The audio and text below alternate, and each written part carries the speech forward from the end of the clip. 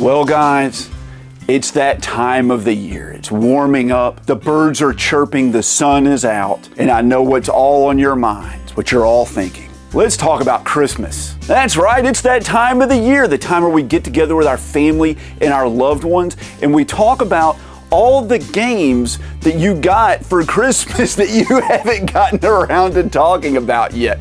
This is it, man. These are my Christmas pickups. I am RNG Gamer. I do play all my games randomly, and sorry about this.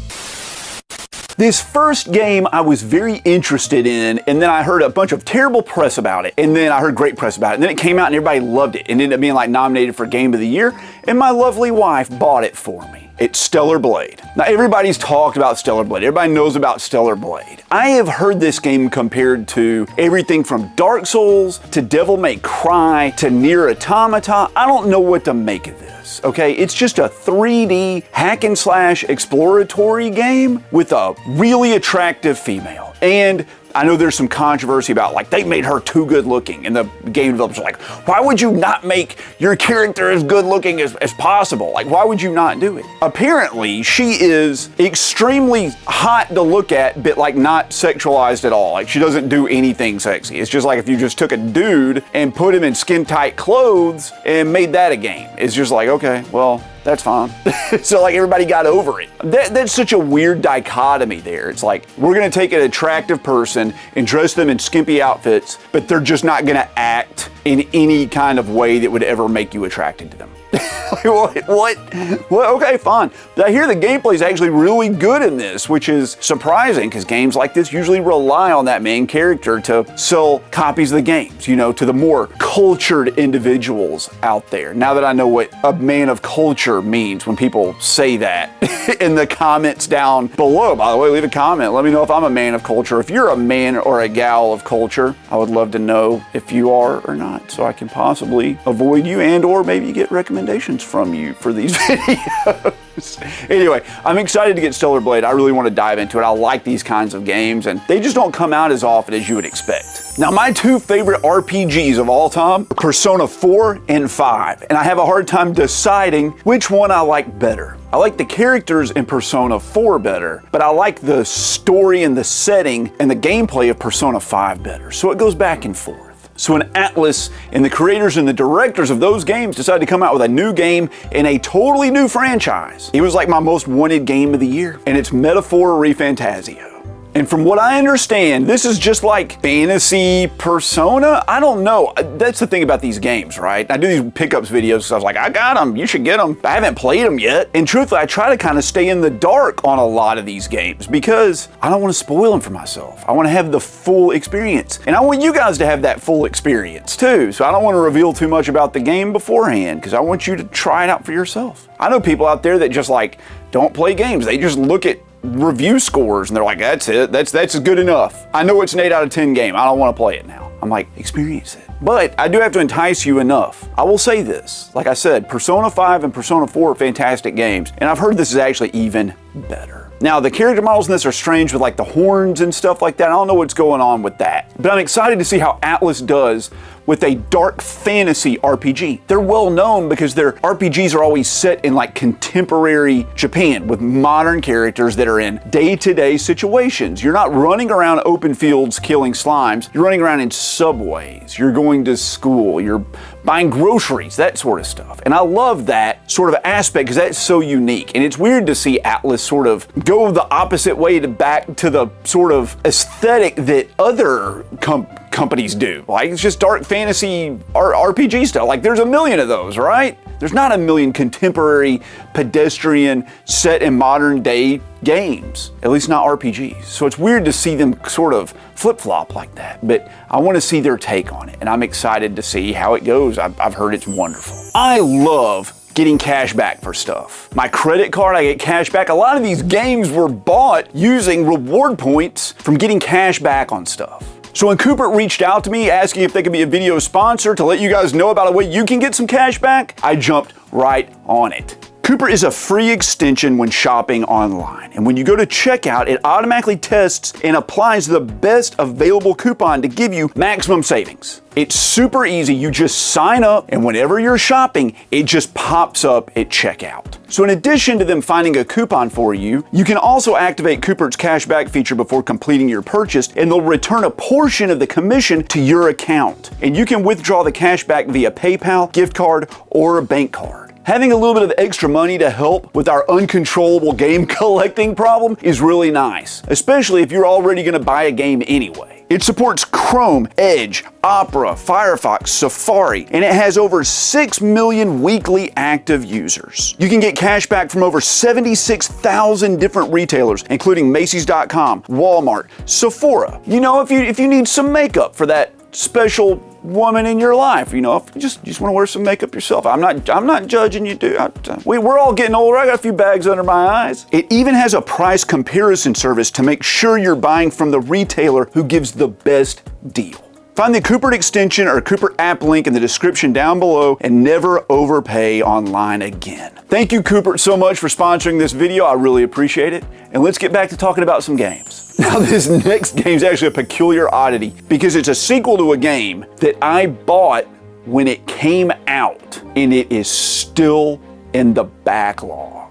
It has been sitting in the backlog since 2011. It's Space Marine. So of course we have to ask for Space Marine 2. The original Space Marine, when it came out, it got okay reviews. People thought it was fun, kind of a mindless hack and slash game, but one of the better Warhammer 40K games. When this bad boy came out, everybody loved it. I don't know if this is just so much more improved or if it's better gameplay or what, but like, buddy, I really want to play this. I really want to play this, but I want to play Space Marine 1 first because I think it's a continuation of the story, right? They're not standalone games. You kind of need to play the first one first. So I don't know. If this one gets randomly picked, it will automatically pick the first one. So whatever. But to this day, I still say that the Warhammer 40K universe is the most interesting and deep and in-depth universe of any I know. You could argue that like Marvel with their 5 trillion comics and all that's deeper, but I mean, I don't know. I'm not as well versed on that stuff as I am on this, and I'm not even that well versed on this, but I will say that the Warhammer 40K universe and the setting and like the fact that there's chaos and there's this time dilation over the universe and humanity has been separated for 40,000 years, all the different colonies, and they've kind of developed into their own thing. That's just so fascinating to me. That's just so fascinating. I love it, and I love that it's this like religious machine cult culture where the people have been around so long that they've forgotten how the technology is like made, but they still use it, so they kind of like worship the technology, which is such a unique idea. I love that.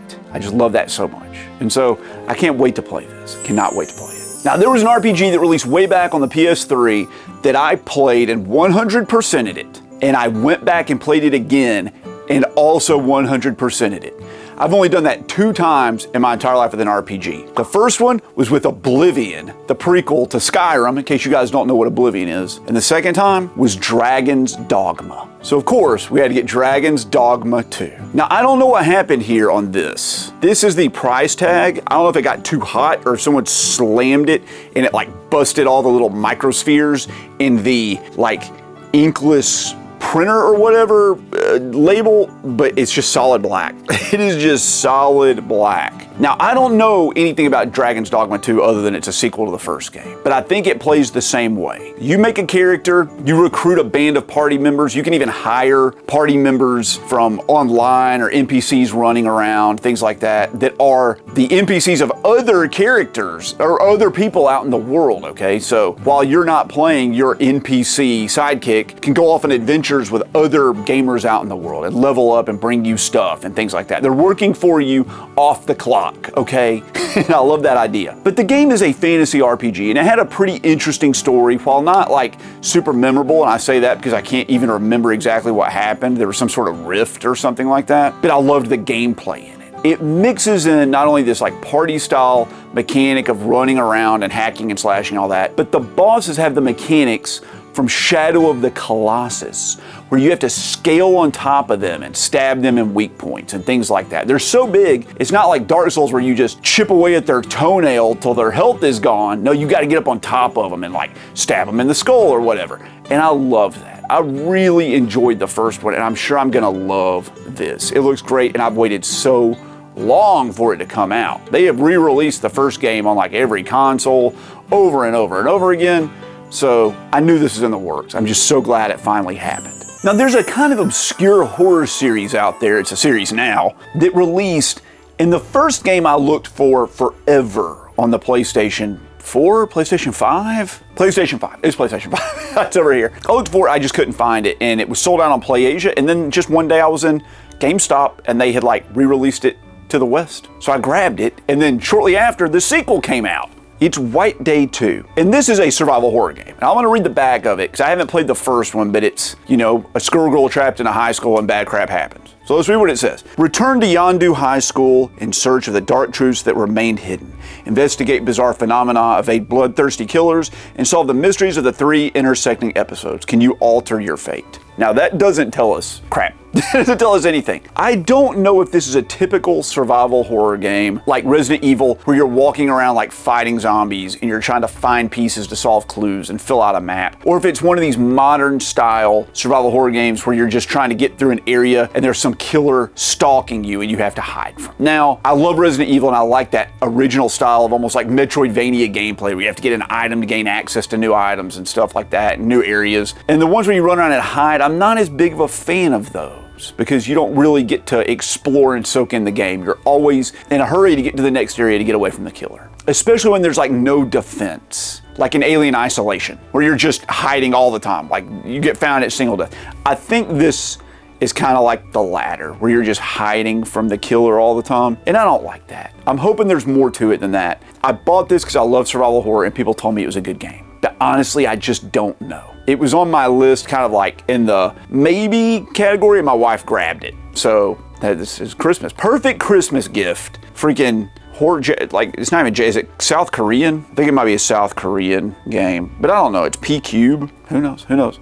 Asian survival horror. Nothing more Halloween than that. Not Halloween, Christmas. Nothing more Christmas than that. I went back too far. I went back to like another I'm so out of it, I'm sorry. Now this next one my wife grabbed for me because it just, it was like one of these maybe list games, but I'm glad she grabbed it. It's Ravenswatch. And as I understand it, this is a like roguelite hack and slash, but it's multiplayer. So it says here, it says, the nightmares invaded reverie, okay. Play as 9 heroes inspired by tales and legends, okay. So you're playing as like classic characters. And fight evil corrupting the land of dreams in this roguelite action game that can be played solo or with up to 4 players in co-op. Now, it says here that it's only 1 player on the game, and that network is 2 to 4. So it doesn't have a local co-op. So I'm not gonna be playing this with my daughter or anybody, but I like roguelite games. I hate how much time they take up because you just play forever and ever and ever. But I understand that this one's kind of like, you can finish it relatively shortly. Like it's not like a 500-hour kind of roguelite. You can work your way through it eventually. Although it does say endless replay value on the back. I think every developer would say that. But it does look cool. I haven't played a Diablo-style roguelite. I have played Hades, which is like an isometric over the top, kind of like Diablo-style roguelite, but this looks like it has a lot more looting in it.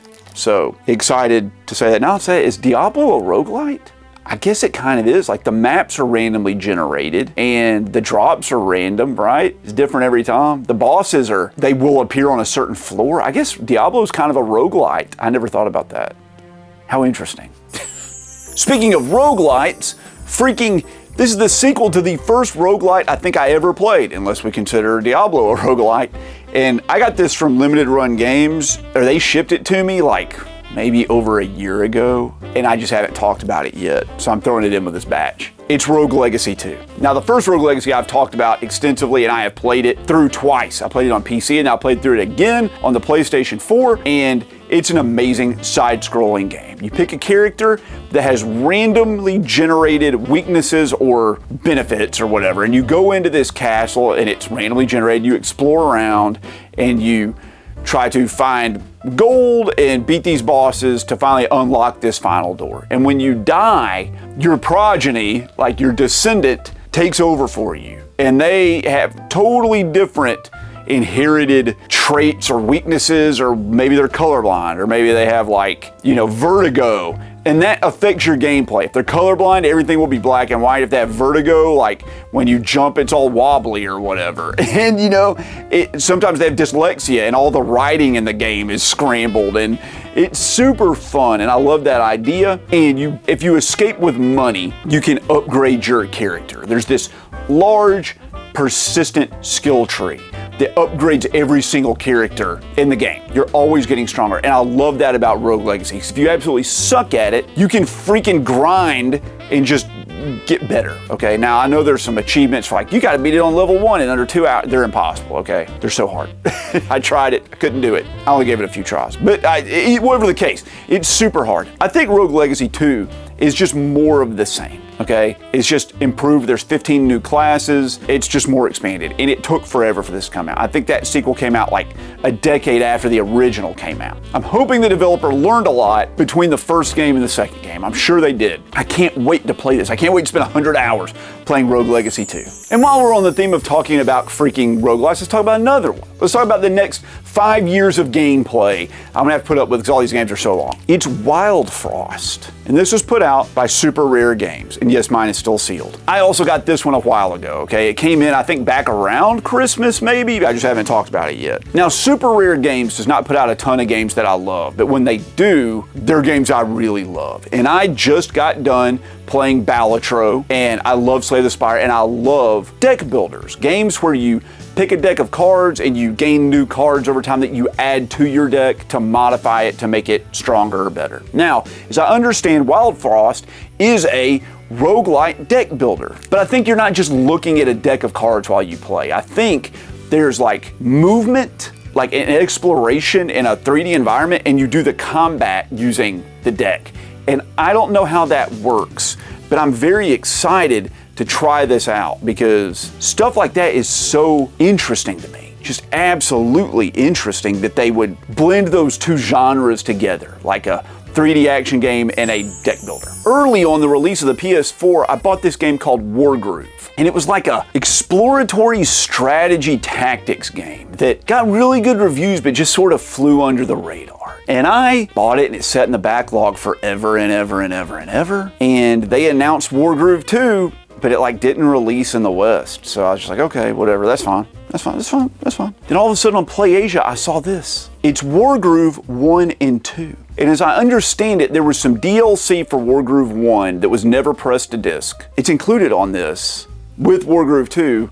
These are the complete definitive editions. I grabbed it off PlayAsia. It's all in Japanese, but it has English on the cart, so it's playable. They released this later. Some company released a version of it. One of these strictly accessible companies released a version of this. They were charging like $50 for it, like months after this had already come out, that I grabbed for I think $20 on PlayAsia. So if you like Wargroove, you like these solid games, and you want to get the definitive collection of the first 2 games, man, maybe just grab this like Asian release that has everything on cart. And this last game is a shout out to my buddy Retro Wolf. He recommended this to me, said I needed to pick it up. I think they gave him his copy for free, but I had to pay for mine, and it was like $60. But it's The Machine. And I was willing to pay that for this because he said he had like a almost spiritual experience playing this game. And he doesn't say things like that too often, so it stood out to me, so I did grab it.